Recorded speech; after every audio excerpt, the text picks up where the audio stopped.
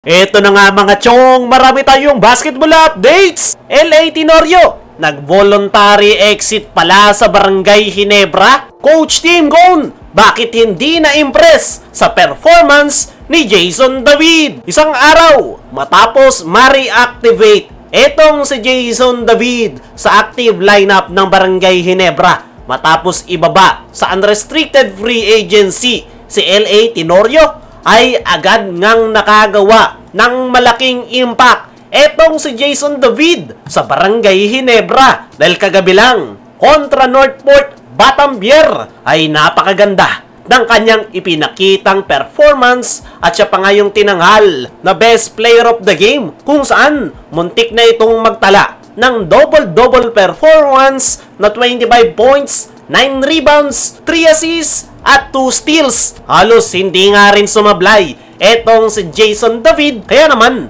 talagang napalaki ng kanyang nagawang impact para sa Barangay Ginebra. Maraming ang mga fans ang natuwa sa magandang performance netong si Jason. Kabilang na nga tayo dyan dahil talagang nagulat ako sa ipinakita netong si David at talagang mayroong gustong patunayan. Pero kung ang karamihan ay namangha sa pinakitang performance ni Jason David, ay ibahin nyo si Coach Tim Cone dahil wala nga raw espesyal sa naging performance ni Jason David dahil palagi niya nga daw yang ginagawa sa kanilang team practice. Kaya naman, hindi na nga raw nagulat si Coach Tim Cone sa magandang ipinakita ng nasabing player dahil isa raw ito sa pinaka maganda yung ipinapakitang performance sa kanilang team practice. Hindi nga lang daw ito maipasok ni Coach Tim sa kanyang active roster dahil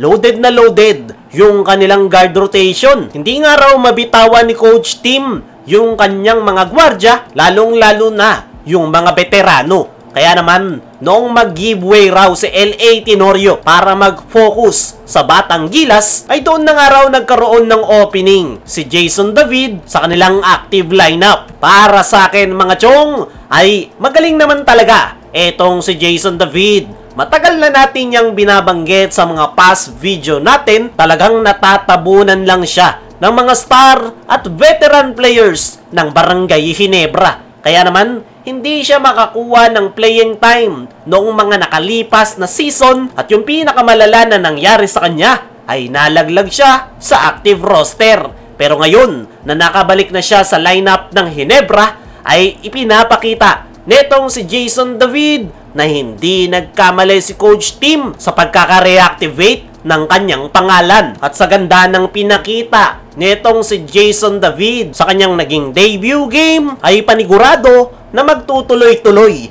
yung kanyang magandang performance dahil hindi niya na nga hahayaan pa na muli siyang malaglag sa active lineup. Kaya naman, ngayong binibigyan siya ng pagkakataon ni Coach Tim, ay i-expect nyo na mas maganda yung ipapakitang performance netong si Jason David. At yan nga yung maganda, ngayong open na si Coach Tim na gumamit ng more player rotation kung saan nakikita niya na kaya naman palang makapag-contribute ng kanyang mga bench players at buhay na patunay na lang yung pinakitang performance ni Jason David. At naniniwala ko mga chong na hindi lang si Jason yung natatagong talented player ng Barangay Ginebra. Nandyan nga rin etong si Paul Garcia. Pero gaya ni Jason David ay hindi rin ito maipasok sa active roster at sana lang ay magawan rin yan ng paraan ni Coach Tim Cone. Dumako naman tayo dito sa kabilang balita.